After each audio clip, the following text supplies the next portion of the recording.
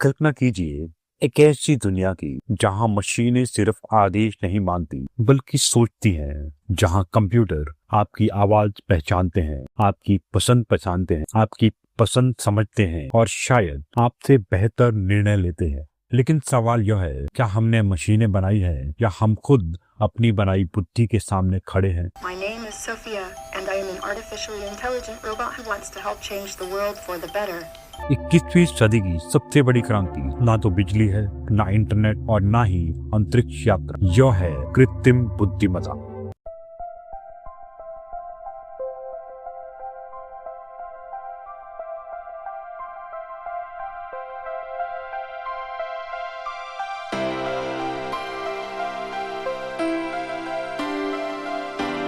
एक ऐसा विचार जो कभी साइंस फिक्शन था, आज हमारी जेब में मौजूद है। आपका मोबाइल, आपकी कार, आपके सोशल मीडिया का हर सुझाव, यहाँ तक कि आपकी अगली सोच तक, सब कुछ धीरे धीरे एआई के प्रभाव में आ चुका है। लेकिन एआई की कहानी सिर्फ तकनीक की कहानी नहीं है। जो कहानी है मानव जिज्ञासा की, महत्वाकांक्षा की, डर की और उस सवाल की जो सदियों से इंसान को परेशान करता आया है, क्या हम अकेले बुद्धिमान हैं? सन 1950 में एक वैज्ञानिक ने सवाल पूछा था, क्या मशीन सोच सकती है? उस दिन से शुरू हुई एक यात्रा जिसने दुनिया की अर्थव्यवस्था बदली, युद्ध की रणनीतियां बदली, नौकरियां बदली और शायद इंसान होने की परिभाषा भी बदलने वाली है। आज एआई डॉक्टर बन रहा है, कलाकार बन रहा है, लेखक बन रहा है और कुछ विशेषज्ञ मानते हैं एक दिन यह इंसान से भी आगे निकल सकता है। लेकिन अगर मशीनें हमसे ज्यादा बुद्धिमान हो गई तो क्या होगा? क्या यह मानव सभ्यता का स्वर्ण युग होगा या हमारी सबसे बड़ी गलती? जो डॉक्यूमेंट्री आपको ले जाएगी एआई के जन्म से लेकर उसके भविष्य तक।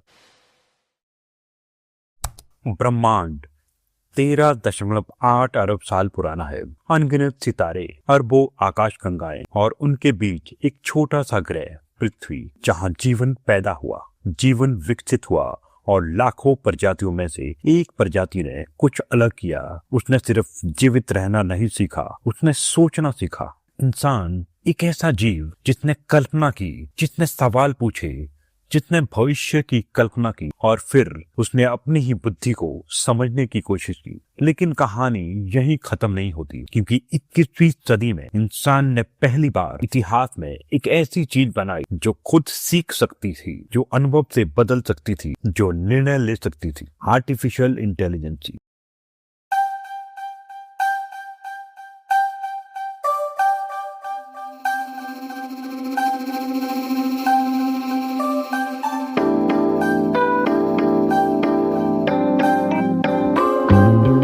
एक मशीन जो सिर्फ मशीन नहीं रही, लेकिन हर खोज की तरह इस खोज के साथ भी एक सवाल पैदा हुआ, क्या इंसान ने अपनी जगह लेने वाली बुद्धि बना ली है?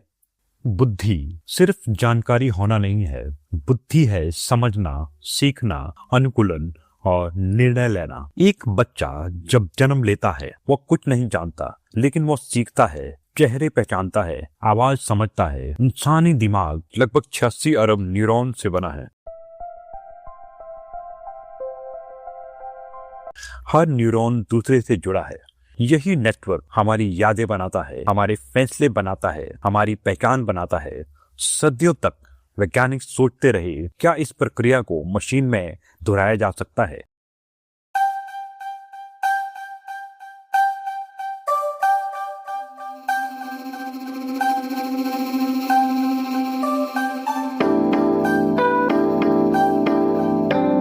उन्नीस 1950 में दुनिया अभी अभी दूसरे विश्व युद्ध से निकली थी।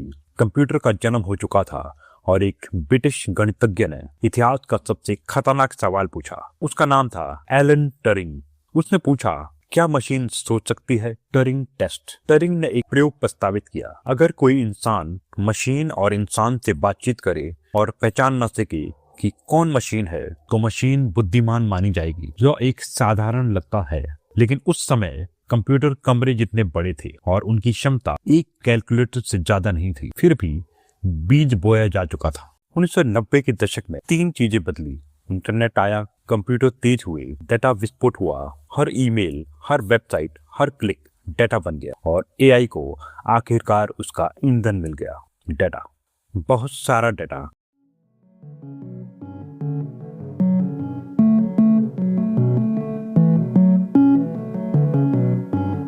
मशीन लर्निंग का उदय हुआ। वैज्ञानिकों ने नई सोच अपनाई।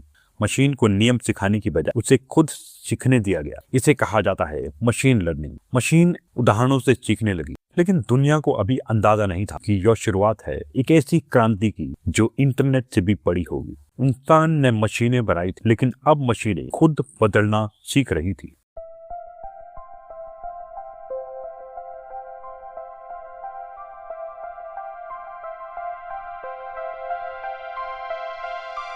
जो बदलाव अचानक नहीं आया, यह आया डेटा से। इंटरनेट ने दुनिया को जोड़ दिया। हर फोटो, हर मैसेज, हर सर्च मानव व्यवहार का रिकॉर्ड बन गया। छोटे छोटे डिजिटल न्यूरॉन जो आपस में जुड़े होते हैं,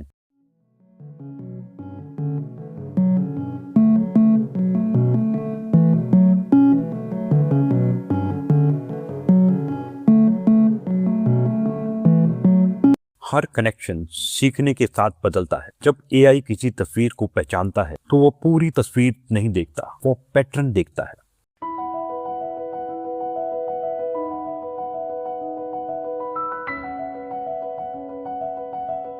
किनारे, हर रंग, आकार और हजारों गणनाओं के बाद वो निर्णय लेता है। डीप लर्निंग एआई की असली छलांग थी। जब न्यूरल नेटवर्क बहुत गहरा हो गया तो जन्म हुआ डीप लर्निंग का।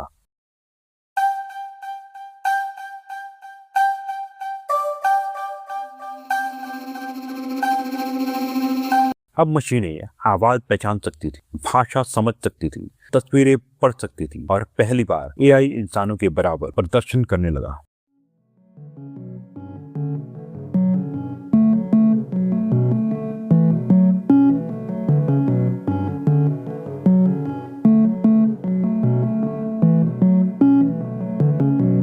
सन 1916 में एक बोर्ड गेम गो, यह खेल इतना जटिल था कि वैज्ञानिक मानते थे मशीन इसे कभी नहीं जीत सकती, लेकिन एक एआई सिस्टम ने दुनिया के सर्वश्रेष्ठ खिलाड़ी को हरा दिया।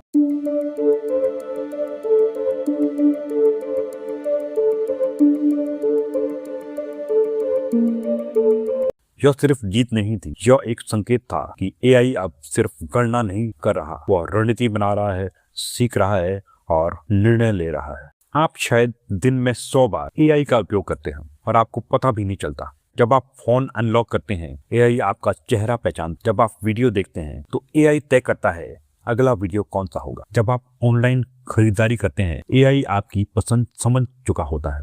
एआई का सबसे बड़ा प्रभाव यह है कि वह दिखाई नहीं देता, वह बैकग्राउंड में काम करता है, चुपचाप, लगातार। एआई की वो क्षमता जिसमें मशीनें देख सकती है। कैमरे अब सिर्फ रिकॉर्ड नहीं करते, वे समझते हैं, ट्रैफिक पहचानते हैं, बीमारी पहचानते हैं। सेल्फ ड्राइविंग कारें सड़क को इंसानों की तरह पढ़ती हैं। डॉक्टर वर्षों की पढ़ाई के बाद बीमारी पहचानते हैं। एआई लाखों मेडिकल रिकॉर्ड पढ़ सकता है। कुछ सेकंड में कैंसर पहचान रहा है।